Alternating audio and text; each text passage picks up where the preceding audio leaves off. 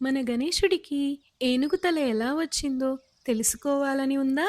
అయితే ఈ కథ చివరి వరకు వినండి.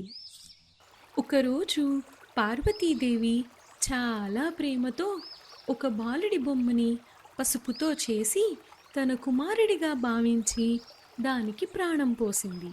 ఆ బాలుడికి ఇలా చెప్పింది: నేను స్నానం చేసే వరకు నీవు ఈ ద్వారానికి కాపలా ఉండాలి. లోపలికి ఎవ్వరినీ అనుమతించకూడదు.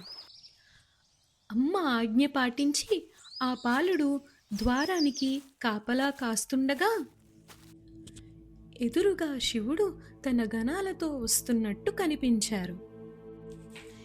ఇది చూసిన ఆ బాలుడు వస్తుంది పార్వతీదేవి పతి అయిన శివుడు అని తెలియక వారిని అడ్డుకుని, ఆగండి, లోపలికి ఎవ్వరికీ ప్రవేశం లేదు అని చెప్పాడు.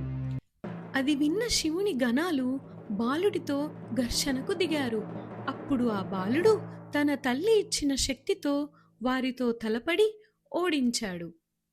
ఇది చూసిన శివుడు ఆ బాలుడిని అడ్డు తప్పుకోమని పలుమార్లు చెప్పినా వినకపోవటంతో ఆగ్రహంలో తన త్రిశూలం విసరగా బాలుడు శిరస్సు తెగి కింద పడిపోయాడు.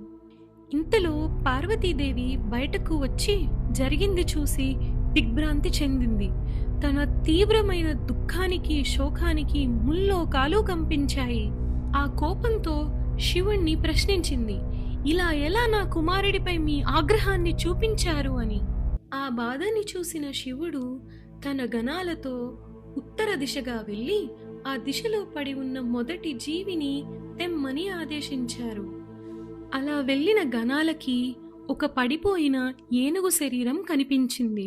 ఇంక దానిని వాళ్ళు వెంటనే తీసుకుని రాగా ఆ ఏనుగు తలని బాలుడి శరీరానికి అమర్చి శివుడు తన శక్తితో జీవం పోశారు. అలా ఆ బాలుడు గణాలకు నాయకుడై మన గణేశుడయ్యాడు. అమ్మా, నా కథ అంతా చెప్పి నేను చాలా అలసిపోయాను. నాకు కొన్ని ఉండ్రాళ్ళు పెట్టవు? ఇలాంటి మరెన్నో వీడియోస్ కోసం సబ్స్క్రైబ్ చేసుకోండి.